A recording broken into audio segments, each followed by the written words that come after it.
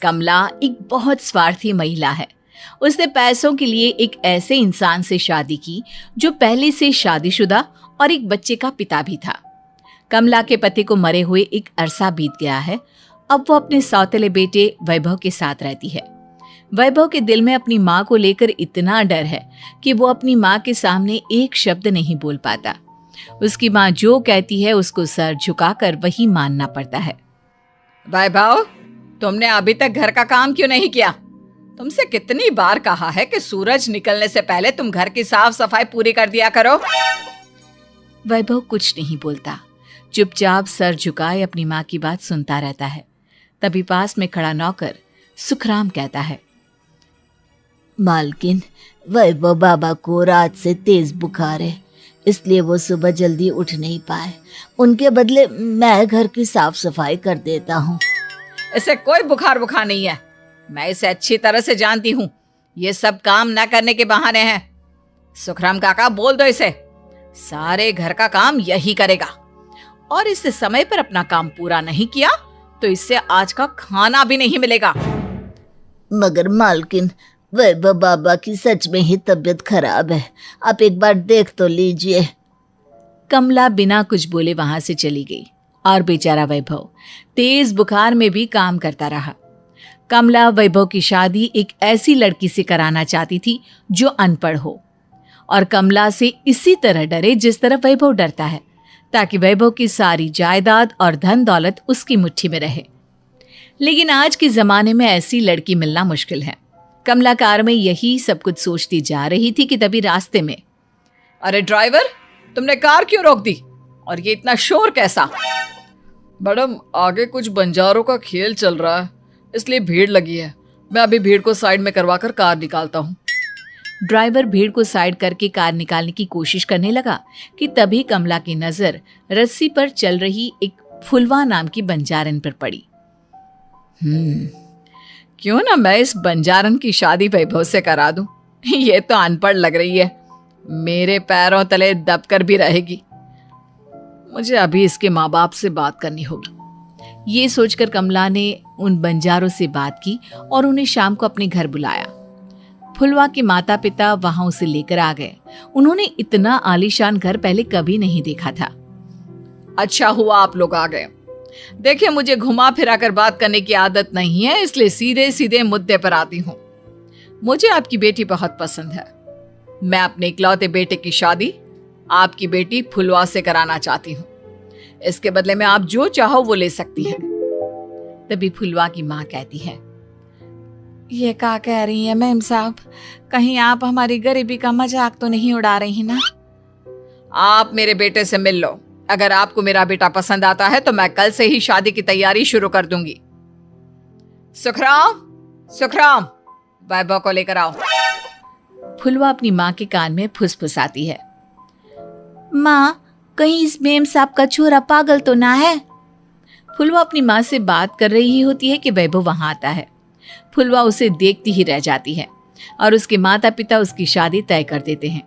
शादी वाले दिन किसी को फुलवा और वैभव की बेमेल विवाह की बात समझ में नहीं आती। फिर भी एक औरत कमला से पूछ ही लेती है, कमला जी, आपने अपने इकलौते बेटे की शादी देहाती गवार से क्यों करा दी? ये बंजारन आपके घर की बहू बनने लायक तो नहीं है। कम से कम अपने स्टेटस का ही ख्याल कर लिया होता। बहू तो अपने टक्कर की लाती, आपने तो बंजारन को ही बहू बना लिया। अब कमला को समझ में नहीं आ रहा था कि इस बात का क्या जवाब दे। वो कुछ देर चुप रही और सोच समझ कर कहती है, बहन जी, आपको तो पता है आजकल के बच्चे किसी की बात कहाँ सुनते हैं। मैं तो अपनी बहू एक पढ़ी लिखी और अपनी सोसाइटी की ही ढूंढ रही थी। लेकिन मेरे बेटे ने मेरे सामने इस बंजारन को लाकर खड़ा कर दिया। बोला कि मैं शादी करूंगा तो इसी से। अब भला मैं क्या करती, मुझे अपने बेटे के सामने झुकना ही पड़ा। कमला की ये बातें सुखराम भी सुन रहा था। उसने ये सारी बातें वैभव को जाकर बता दी। काका, मैं तो फुलवा को जानता भी नहीं, फिर माँ मेरे बारे में झूठ क्यों कह रही है? अरे बेटा, तुम कितने भोले हो, तुम्हें कुछ भी नहीं पता। तुम्हारे पिता अपनी सारी संपत्ति तुम्हारे नाम करके गए हैं। तुम्हारी माँ नहीं चाहती कि यह संपत्ति तुम्हें मिले, इसलिए उन्होंने तुम्हारी अनपढ़ लड़की से शादी करवाई ताकि तुम्हारी तरह वो भी अपने हक के लिए आवाज ना उठा सके। सुखराम काका, मैं क्या करूं, आप ही बताओ। माँ के सामने आते ही मेरे हाथ पैर कांपने लगते हैं। मैं माँ को कुछ भी नहीं कह पाता। वे दोनों बात कर ही रहे थे कि अचानक कमला वहां आ गई। कमला को देखकर दोनों घबरा गए। तुम दोनों फिर कभी बातें कर लेना, अभी फेरों का समय हो गया है, चलो जल्दी आओ। इस तरह फुलवा और वैभव की शादी हो गई। अगले दिन कमला ने फुलवा को बुलाया और उसे नसीहत देने लगी। देख बंजारन, तुझे मैंने अपनी बहू बना तो लिया है, लेकिन तुझे इस घर में आँख कान मुंह बंद करके रहना होगा। घर का काम कर और अपने पति से मतलब रख, समझी? कमला का ऐसा रवैया फुलवा को बिल्कुल समझ में नहीं आया। उसने वैभव से इस बारे में बात की।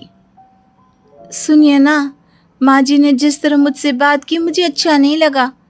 शादी से पहले तो वो मुझसे बहुत अच्छे से बात कर रही थी, लेकिन शादी के बाद उन्हें क्या हो गया? तुम ज्यादा मत सोचो, जैसा माँ कहती है वैसा ही करो। ये कहकर वैभव वहां से चला गया। अगले दिन वैभव को घर के नौकरों की तरह काम करता देख फुलवा को बहुत हैरानी हुई। फुलवा ने इस बारे में सुखराम काका से बात की तो सुखराम काका ने फुलवा को सारी बात बता दी। अब फुलवा को समझ में आ गया कि उसकी सास ने एक बंजारन को बहू क्यों बनाया। एक दिन वैभव घर का काम कर रहा था, तभी उससे कांच की प्लेट टूट गई। किसने गिराई ये कांच की प्लेट? वैभव को वहां खड़ा देख कमला ने छड़ी से उसे मारना शुरू कर दिया। उसके पैर में कांच चुभ गया और खून बहने लगा, लेकिन फिर भी कमला उसे मारे जा रही थी। ये देखकर फुलवा ने कमला के हाथ से छड़ी छीन ली और तोड़कर फेंक दी। बंजारन, तेरी इतनी हिम्मत, तूने मेरे हाथ से छड़ी छीनी? कमला फुलवा को थप्पड़ मारने ही वाली थी कि फुलवा उसका हाथ पकड़ लेती है। ओ सस माँ, मैंने मॉम की गुड़िया ना समझ लियो। बंजारन हो बंजारन, ईंट का जवाब पत्थर से देना जानती हूँ। आज के बाद मेरे या वैभव जी के ऊपर हाथ उठाने की सोचियो भी ना, समझी ससु माँ? ये कहकर फुलवा वैभव को लेकर वहां से चली गई। उसने वैभव के पैर पर पट्टी बांधी, उसके आंसू पोंछे। वैभव ने पहली बार किसी के दिल में अपने लिए इतना प्यार महसूस किया। अब फुलवा वैभव का हर काम में हाथ बटाती, उसका बहुत ख्याल रखती। इस तरह दोनों बहुत ज्यादा नजदीक आ गए। वहीं दूसरी ओर कमला सारी जायदाद अपने नाम करने की साजिश करने लगी। और एक दिन, वैभव, जल्दी बाहर आओ। कमला की आवाज सुनकर वैभव और फुलवा अपने कमरे से बाहर आ गए। जी माँ, आपने बुलाया? ये ले, इन कागजों पर साइन कर दे। वैभव कागजों पर साइन करने ही वाला था कि फुलवा वैभव के हाथ से पेन छीनकर कहती है, ना वैभव जी, आप इस पर हस्ताक्षर नहीं करेंगे। आओ बंजारन, मैं तुझसे बात नहीं कर रही। ये बात मेरे और मेरे बेटे के बीच की है। चुपचाप पेन दे दे, नहीं तो तेरी खाल उधेड़ लूंगी। ससु माँ, बंजारन की खाल इतनी भी ढीली ना होवे कि कोई भी उधेड़ लेवे। जो यकीन ना आता हो तो देख ले उतार के। और हाँ, बंजारन जरूर हूँ पर अनपढ़ ना हूँ। मन्ने भी पता है कि किसी भी कागज पर साइन करने से पहले उसे अच्छी तरह पढ़ लेवे हैं। पेन देती है या नहीं? ये कहकर कमला फुलवा को मारने आई तो फुलवा ने कमला को धक्का दे दिया और वो नीचे गिर गई। कमला डरकर वहां से भाग गई। अब फुलवा ने वो कागज उठाए और वैभव के साथ सीधा वकील के पास चली गई। वकील ने वो कागज देखे और फुलवा को बताया, वैभव के पिता की सारी जायदाद और संपत्ति वैभव के नाम है, लेकिन वैभव की सौतेली माँ इस संपत्ति को अपने नाम कराना चाहती है, इसलिए इन कागजों पर वो साइन करा रही थी। तो अब हमें क्या करना चाहिए वकील साहब? वकील ने फुलवा और वैभव को सब कुछ अच्छी तरह से समझा दिया। अब दोनों घर पर पुलिस को लेकर पहुंचे। कमला पुलिस को देखकर घबरा गई। पुलिस ने कहा, आपके नाम की कंप्लेंट हुई है, आपको हमारे साथ थाने चलना होगा। कंप्लेंट? कैसे कंप्लेंट? आप अपने सौतेले बेटे पर बहुत अत्याचार करती हो। धोखे से सारी जायदाद अपने नाम करा रही थी। अब नहीं इंस्पेक्टर साहब, जरूर ये मेरी बहू की कोई साजिश है। इसने गलत कंप्लेंट की है। मैडम, शिकायत आपकी बहू ने नहीं बल्कि आपके बेटे वैभव ने की है। कमला वैभव का नाम सुनकर दंग रह गई। जिस बेटे ने कभी उसके सामने सर नहीं उठाया था, आज वही बेटा उसके सामने पुलिस को लिए आया है। वैभव, तुम्हारी इतनी हिम्मत कि तुम पुलिस को ले आए? हाँ माँ, मैं लाया हूँ पुलिस को, और मेरे अंदर इतनी हिम्मत कभी ना आती अगर फुलवा मेरा साथ ना देती। आपने बंजारन बहू को लाकर अपने ही पैर पर कुल्हाड़ी मारी है माँ। मैडम, अब की बात खत्म हो गई हो तो चलो हमारे साथ। वैभव, मुझे माफ कर दो, मुझे थाने मत भेजो। आज के बाद मैं तुम्हें कभी नहीं मारूंगी, तुम्हें कभी परेशान नहीं करूंगी, मुझे माफ कर दो। वैभव अपनी कंप्लेंट वापस ले लेता है और पुलिस वहां से चली जाती है। वैभव अपनी सौतेली माँ से कहता है, मैंने पुलिस को वापस तो भेज दिया है, लेकिन मैं आपको माफ नहीं कर सकता। आपने बचपन से आज तक कभी मेरे सर पर हाथ नहीं रखा, हमेशा मुझे मारती रही, नौकरों की तरह बर्ताव करती रही। आप इस घर में नहीं रह सकती, चली जाइए यहां से। कमला घर छोड़कर चली गई और सड़क किनारे खड़ी होकर सोचने लगी, काश मैंने वैभव को माँ की तरह प्यार किया होता तो आज मैं इस तरह से बेसहारा ना हो जाती। ये रही लड़की की तस्वीर।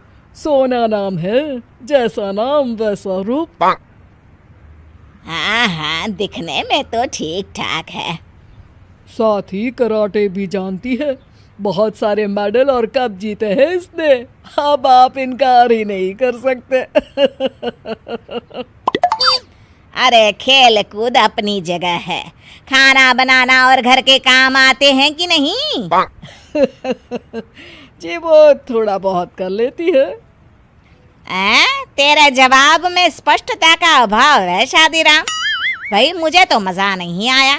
देख ले मालती, अपने बेटे विशाल का रिश्ता तय करने से पहले सोच लेना, क्या इसके साथ निभा सकेगी तू? अरे इसमें सोचना क्या है, मुझे तो सिर्फ बहू चाहिए, बस किसी तरह मेरे नालायक की शादी हो जाए। फिर सोना और विशाल की शादी बड़े धूमधाम से हो जाती है। सोना के साथ उसकी पहलवानी भी उसके साथ ससुराल चली आती है। कुछ दिनों बाद, भाग्यवान, चलो गर्मा गर्म चाय तो पिला दो। हाँ हाँ, अभी लाती हूँ। मालती जैसे ही रसोई घर में कदम रखती है, अरे ये क्या, किचन में रखा दूध कहाँ चला गया? तभी सोना कसरत करते हुए कहती है, माँ जी, वो दूध तो मैं पी गई। दूध से ताकत मिलती है। क्या, तू सारा दूध पी गई? जी माँ जी, मुझे दूध पीना बहुत पसंद है। हे भगवान, ये कैसी पेटू बहू मुझे मिली है। अरे थोड़ा सा दूध तो हम गरीबों के चाय पानी के लिए बचा देती। अरे किसी के घर में ऐसा होता है क्या? कोई बात नहीं भाग्यवान, मैं अभी दुकान से दूध ले आता हूँ। तुम तो खामखा बहू पर बिगड़ रही हो। आप तो रहने ही दीजिए। देखिए जी, मैं आपसे कह देती हूँ, मैं इस लड़की से तंग आ गई हूँ। इसका तो आए दिन का नाटक है, कभी घर में दूध खत्म हो जाता है तो कभी राशन। अरे ये कितना खाती है, हमें कौन सा इसे दंगल में भेज के लड़वाना है जी। तभी वहां विशाल और सोना भी आ जाते हैं। क्या हुआ माँ, किस बात पर इतना शोर मचा रही हो? आ गया जोरू का गुलाम, आजा, तेरी ही कमी थी। अरे मैं पूछती हूँ, तूने इस कलमुही को इतना सर पर क्यों चढ़ा रखा है? मोहल्ले में और भी तो बहुएं रहती हैं, बेचारी सब अपने काम से काम रखती है। हे भगवान, सोचा था घर में बहू के रूप में लक्ष्मी आएगी, लेकिन ये तो 7 जन्मों की भूखी चुड़ैल निकली। फिर विशाल और उसके पिताजी किसी तरह मालती को समझा बुझाकर शांत करते हैं, लेकिन सोना पर अपनी सास की बातों का कोई असर नहीं होता। एक दिन तेज बारिश हो रही होती है। इसलिए सोना घर के हॉल में ही कराटे का अभ्यास कर रही होती है कि तभी अचानक अभ्यास करते करते हॉल में रखा टीवी नीचे गिर के टूट जाता है। अरे तेरा सत्यानाश हो, तेरे हाथ पैर शांत नहीं रह सकते क्या? गलती हो गई माँ जी, तू तो हमें बर्बाद करने की कसम खा के ही यहाँ आई है। माँ जी, मैं तो बस कराटे की प्रैक्टिस कर रही थी। अरे आग लगे तेरे कराटे को, मेरा इतना महंगा टीवी तोड़ दिया तूने। तेरे दहेज में नहीं आया था ये टीवी, मैंने खरीदा था। फिर क्या था, देखते ही देखते मालती देवी सारा घर सिर पर उठा लेती है और सोना को खूब फटकार लगाती है। कुछ दिनों बाद दोनों सास बहू शॉपिंग करने बाजार जाती हैं। दोनों खरीदारी कर रही होती है कि तभी चोर चोर की आवाज़ उन्हें सुनाई देती है और वहाँ अफरा तफरी मच जाती है। अरे बाप रे, ये तो बब्बन चोर है, बड़ा खतरनाक है। ये सुनते ही सोना बिना परवाह किए बब्बन चोर को पकड़ने के लिए उसका रास्ता रोक के खड़ी हो जाती है। अरे बहू पागल हो गई है क्या? ए छोकरी, हट जा मेरे रास्ते से। तू नहीं जानती मैं बहुत खतरनाक आदमी हूँ। क्यों बेकार में अपनी मौत को दावत दे रही है? देखो, चोरी का सामान सीधी तरह से लौटा दो, वरना मैं तुम्हें नहीं छोड़ूंगी। अब मेरे इतने बुरे दिन आ गए कि एक मामूली सी छोकरी मुझे धमकी दे रही है, मुझे, बब्बन को। बब्बन सोना को डराने के लिए एक बड़ा सा चाकू दिखाता है। अच्छा, एक तो चोरी, ऊपर से सीना जोरी, लातों के भूत बातों से नहीं मानते। ठहर जा, तुझे अभी मजा चखाती हूँ। सोना बब्बन पर झपट पड़ती है और देखते ही देखते उसे अपने कराटे के सारे पैतरों का स्वाद चखा देती है। मार डाला रे, हाय हाय ओए माँ, अरे कोई बचाओ, हाय हाय मर गया रे। अरे बहन बस भी करो, गलती हो गई, मुझे माफ कर दो। हाय हाय हाय हाय हाय। तभी वहाँ पुलिस आ जाती है। शाबाश बहन जी, आपने इसे सबक सिखाकर हमारी बहुत मदद की है। अरे बहू, तूने तो आज सच में कमाल कर दिया। मैं तो कहती हूँ तेरी तरह देश के हर माता पिता को अपनी अपनी बेटियों को कराटे सिखाना चाहिए, ताकि वक्त आने पर वो अपनी रक्षा कर सके और ऐसे असामाजिक तत्वों को भी सबक सिखा सके। बहन जी, पुलिस की तरफ से इस पर जो इनाम है वो भी आपको मिलेगा। हैं? क्या सच में? जी माँ जी, बिल्कुल। माँ जी, हम उससे नया टीवी ले लेंगे। अरे आप लोग बातें ही करते रहोगे या मुझे अस्पताल भी पहुंचाओगे? आई आई आई आई आई।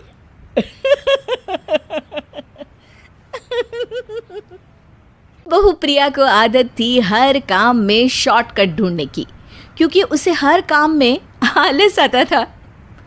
अरे यार, दूध गर्म कर दो ना। अरे पेट में जाके तो दूध ठंडा ही हो जाना है ना, तो ठंडा ही पी लो ना। अरे तुम मेरा सर गर्म मत करो यार। अच्छा है, सर गर्म हो जाए तो सर पे दूध रख लेना, वो भी गर्म हो जाएगा। एक बात बताओ, तुम इतनी आलसी क्यों हो? अरे बोलो ना, इतनी आलसी क्यों हो? प्रिया, जवाब दो। जवाब देने में आलस आ रहा है। पति वहां से उठ के बड़बड़ाते हुए खुद दूध गर्म करने चला जाता है और प्रिया अपनी आंखें बंद करके सोफे पर लेट जाती है। प्रिया की इस आदत का घर वाले सबको पता तो था ही, अब तो बाहर वाले भी उसको आलसी बोलने लगे थे।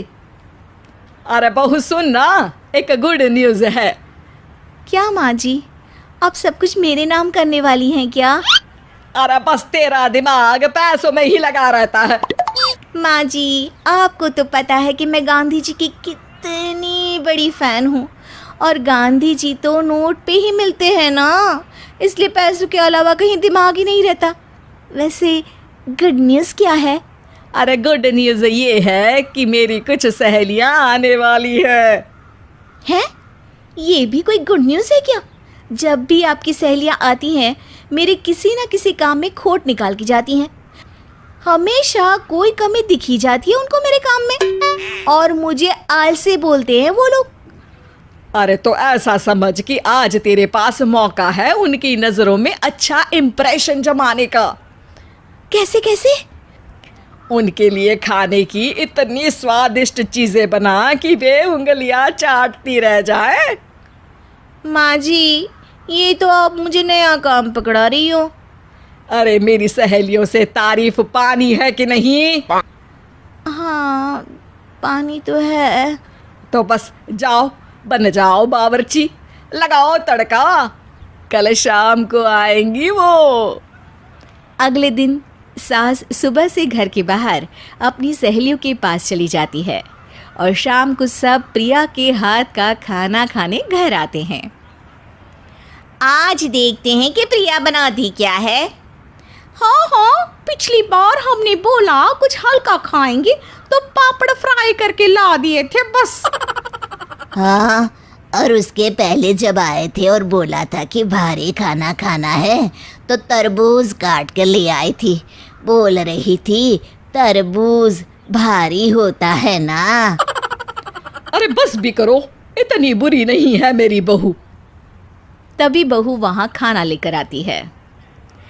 पनीर कोफ्ता, भिंडी मसाला, शाही मसाला, दाल, डबल तड़का, लच्छा पराठा, मिस्सी रोटी। अरे बस बस बहू, इतना सारा खाना। अरे अभी तो और भी है, फ्राइड राइस भी है अभी तो आपके लिए। और हाँ, अरे सूप लाना तो भूल ही गई मैं। अरे लगता है पिछली बार की कमी आज पूरी कर ही देगी बहू। हाँ हाँ, आप खाइए तो। हाँ, खाएंगे तो सही, इतना खाना बना तो दिया है, अब देखना भी तो पड़ेगा ना कि बना कैसा है। हाँ हाँ, लगा ले भोग खुद को। खाना चखते ही तीनों सहेलियां प्रिया की वाहवाही करने लगती है। अरे शानदार, जबरदस्त, जिंदाबाद, मजे आ गए प्रिया। प्रिया की सास भी कमाल है, बहू को क्या जायकेदार खाना बनाना सिखाया है। अरे मान गए भाई, इतना अच्छा खाना तो हम में से किसी की बहू नहीं बनाती, और हम भी नहीं बनाते, झूठ क्यों बोले। अरे बस करो बस करो, खाने पे ध्यान दो, बोलती ही रहोगी तो खाओगी कब। ये लो, थोड़ा पनीर और ले लो। सास भी सहेलियों के साथ खाना खाने लगती है, पर बहू के साथ अपनी भी तारीफ सुनकर सास मन ही मन फूली नहीं समा रही थी। प्रिया ने बड़ी खुशी से सबको खाना परोसा और सब ने झट से खाना खत्म भी कर दिया। राधे राधे, मजा आ गया। और थक गई खाना खाते खाते, अब बस बिस्तर लग जाए मेरा। अब तो जब भी मेरे घर मेहमान आएंगे प्रिया को ले जाया करूँगी खाना बनाने के लिए, मेहमान भी खुश हो जाएंगे। सास खुश है कि प्रिया की इमेज अपनी सहेलियों के सामने काफ़ी सुधर गई है। प्रिया खाने के बर्तन समेटती है, इतने में तीनों सहेलियां हाथ धोने किचन में चली जाती है। तभी एक सहेली देखती है कि किचन स्टैंड पर कागज़ पड़ा हुआ है। वो सोचती है कि कागज़ को डस्टबिन में डाल दे। जैसे ही वो उसे उठाती है तो देखती ही रह जाती है। दरअसल वो एक बिल है जिसमें वो सारी चीज़ें लिखी है जो उन्होंने अभी अभी खाई है। वो चुपचाप बिल उठाकर बाहर आ जाती है और उसके पीछे बाकी दो सहेलियां भी आती हैं। प्रिया, खाना अच्छा बनाया था, सच कहूँ तो बहुत अच्छा बनाया था। थैंक यू, बहुत अच्छा लगा सुन के। हाँ, पर जिसने बनाया वो इतनी तारीफ सुनता तो उसे और भी अच्छा लगता। क्या मतलब? ये बिल देखो, तुम्हारी बहू ने ऑनलाइन ऑर्डर किया था खाना। अरे तारीख तो आज की ही है ना? हाँ, आज की ही है। प्रिया, ये सब सही है क्या? प्रिया अपना सर झुका लेती है। सास सब समझ जाती है कि बहू की चोरी पकड़ी गई है। इतना भी आलस अच्छा नहीं प्रिया। अरे बता ही देती कि बाहर का खाना है, मैं बाहर का खाना खाती नहीं हूँ। तीनों सहेलियां वहां से जा रही होती है कि तभी उनमें से एक मुड़कर कहती है, अब ये तो बताओ कि खाने की रेटिंग बहू को दे या डिलीवर करने वाले को।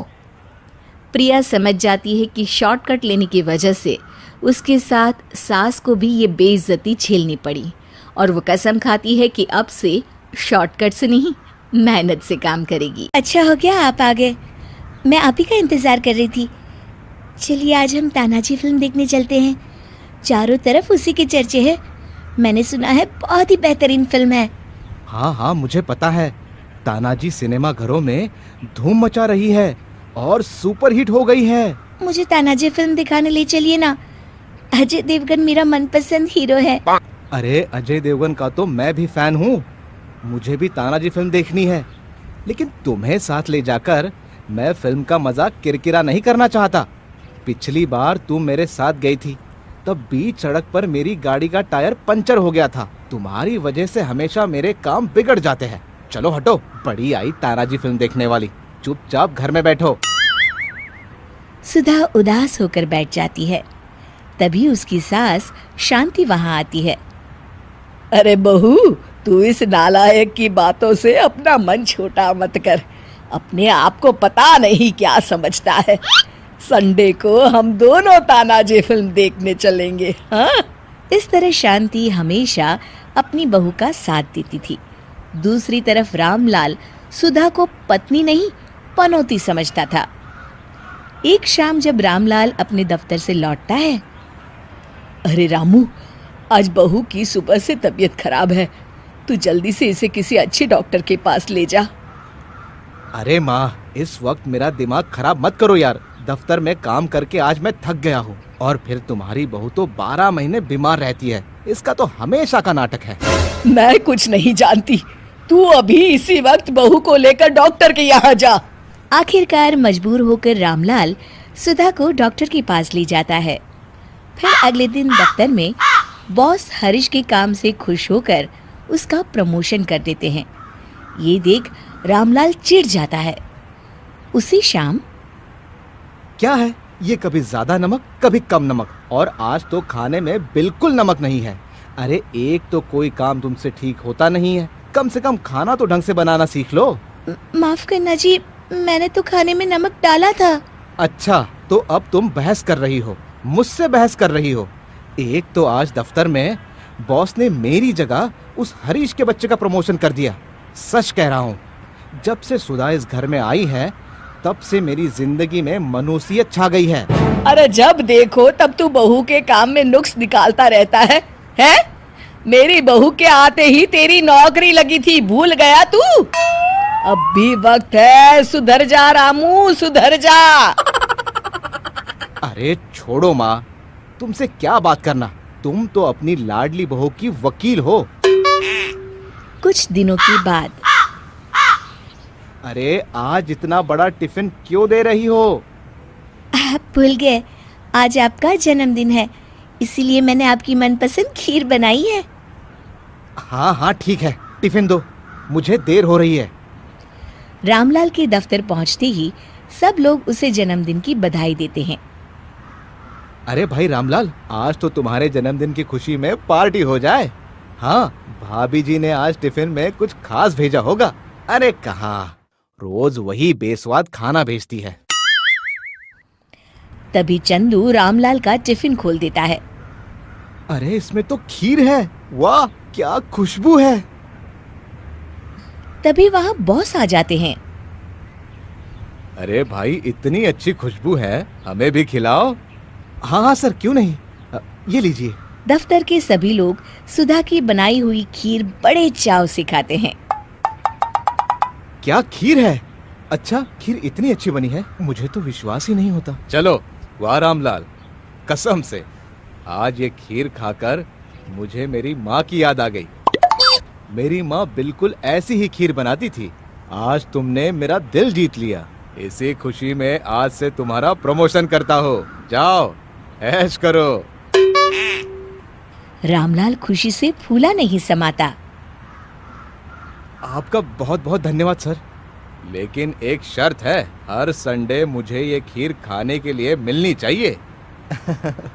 अरे सर, संडे क्या, आप कहेंगे तो मैं रोज ही आपको खीर लाके खिलाऊंगा। शाम को रामलाल खुशी खुशी घर पहुंचता है।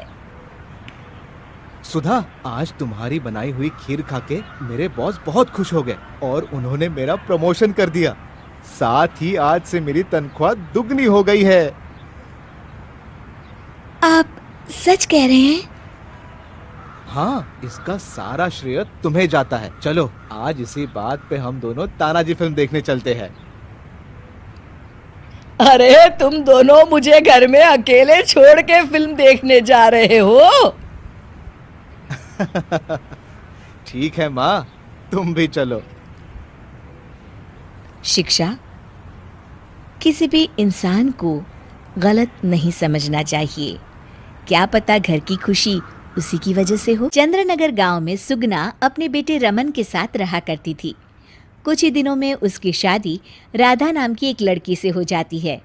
राधा फिटनेस को लेकर बहुत ज़्यादा सजग होती है और वो घर के बाकी लोगों को भी दिन भर फिटनेस टिप्स देती रहती है। बहू, आज तो मुझे आलू पूरी खिला दो। नहीं माँ जी, उसमें बहुत ज़्यादा फैट और कोलेस्ट्रॉल होता है।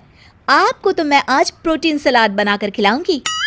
कुछ दिनों तक तो सब ठीक लगता है, मगर धीरे धीरे सुगना और रमन दोनों ही राधा की इस आदत से परेशान होने लगते हैं। राधा, मैं मानता हूँ हमें फिटनेस के प्रति सजग रहना चाहिए, मगर बाकी की चीज़ें भी खानी उतनी ही ज़रूरी है। रोज़ रोज़ प्रोटीन सलाद थोड़ी ना खाया जाता है। आपको तो खुद तला फला खाना है, माँ जी का तो आप बस बहाना बना रहे हो। देखो जी, जो आप खाते हो आप वही बन जाते हो। अरे मुझे ये सब ज्ञान मत दो राधा। मैं बस ये कहने की कोशिश कर रहा हूँ कि हर चीज़ खानी ज़रूरी होती है। तेल और घी भी खाना ज़रूरी होता है एक मात्रा में। खैर, तुम नहीं समझोगी। कुछ दिनों बाद तीज आने वाली होती है और सुगना अपने दोस्तों के लिए तीज पार्टी रखती है। अरे बहू, आज तीज है और मैंने कुछ सहेलियों को खाने पर बुलाया है। कुछ अच्छा सा उन सब के लिए पकाना। ठीक है माँ जी। शाम को सुगना की सब दोस्त आ जाती हैं। सुगना सबको अपनी बहू से मिलवाती है। अरे वाह सुगना, तुम्हारी बहू तो बहुत ही खूबसूरत है। सिर्फ खूबसूरत ही है या गुनी भी? अरे नहीं नहीं, मेरी बहू बहुत ही संस्कारी है। घर का सारा काम भी खुद करती है। थोड़ी देर सब गप्पे मारते रहते हैं। फिर राधा टेबल पर खाना लगा देती है। खाना लगा दिया है मैंने, आप सब खा सकते हैं। सब लोग टेबल पर आते हैं। अरे ये सब क्या है? आंटी, ये पालक का सूप है और वो स्प्राउट सलाद। वो सब तो ठीक है बहू, मगर खाना कहाँ है? आंटी, यही खाना है, इससे हेल्थ भी बनी रहेगी और आप सबकी उम्र में तो यही खाना ठीक रहता है। हमारी उम्र मतलब? अरे हम कोई बुढ़िया थोड़ी ना हो गई हैं। और ओ सुगना, अगर खिलाना ही नहीं था तो हमको बुलाया ही क्यों? सब मूड खराब हो गया तीज के दिन। चलो यहाँ से। और ये सब बोलते हुए सब औरतें चली गई। अरे ऐसा क्यों किया राधा? मैंने बोला था ना कि कुछ अच्छा बनाना। तुम्हारे फिटनेस टिप्स हर जगह अच्छे नहीं लगते। आज तुम्हारी वजह से सब मुझे इतना सुना कर गई। जाओ, अब वो पालक सूप और सलाद खुद ही खाओ। उधर रमन भी राधा की इस आदत से बहुत परेशान हो जाता है, क्योंकि वो रोज़ उसके टिफ़िन में कोई ना कोई सलाद बना कर देती और दाल देती। और एक शाम जब रमन ऑफिस से लौटता है तो अचानक गुस्से से आग बबूला हो जाता है। राधा, ओ राधा! आ रही हूँ, चिल्ला क्यों रहे हो? चिल्लाऊंगा ही ना, आज ऑफिस में मैं बेहोश हो गया था। अरे मगर क्यों? अरे तुम जो फिटनेस के नाम पर रोज ही सलाद और दाल देती हो ना, टिफिन में उससे मेरा पेट नहीं भरता और मुझे वीकनेस की वजह से चक्कर आ गए। मगर उसमें तो प्रोटीन होता है। हर चीज लिमिट में अच्छी लगती है राधा, चाहे वो फिर प्रोटीन ही क्यों ना हो। उसके अलावा भी सबकी मात्रा खाने में जानी चाहिए। मैं तो बस आप सबकी सेहत के लिए ये सब करती हूँ। अरे इतना भी मत करो, हमें खुला छोड़ दो थोड़ा। थोड़े दिनों बाद एक दिन जब सुगना मंदिर से लौटकर आ रही होती है तो अचानक से गिर जाती है और उसकी सब उंगलियां और हाथ पैर जोर से अकड़ जाते हैं। कुछ लोग मिलकर उसे घर छोड़ जाते हैं। घबराई हुई राधा तुरंत डॉक्टर को बुलाती है। डॉक्टर साहब, माँ जी को क्या हो गया है? इनका पूरा चेकअप करना होगा। वैसे तो मुझे लग रहा है कि इनको गठिया हुआ है, इतना तो पता चल रहा है। गठिया? बाप रे! हाँ, गठिया। इनके घुटनों और सभी जोड़ों में जो लचक, जो चलने फिरने के लिए ऑयल चाहिए ना, वो अब नहीं है। अरे कैसी बातें कर रहे हैं आप? मैं तो इनकी सेहत का बहुत ख्याल रखती हूँ। रोज प्रोटीन सलाद खिलाती हूँ और सूप भी। मतलब ये बिल्कुल भी ऑयल या घी नहीं खाती? नहीं नहीं। अरे कैसी बातें कर रही हैं आप। खाने में एक मात्रा में घी या ऑयल का होना बहुत ही आवश्यक होता है। अगर वो पेट में नहीं जाएगा तो जोड़ों में जो ग्रीस होता है वो ख़त्म हो जाता है। ओह, ऐसा क्या डॉक्टर? माँ जी ठीक तो हो जाएंगी ना? हाँ हाँ, हो जाएगी। थोड़ी देर बाद रमन भी ऑफिस से आ जाता है। क्या हुआ माँ?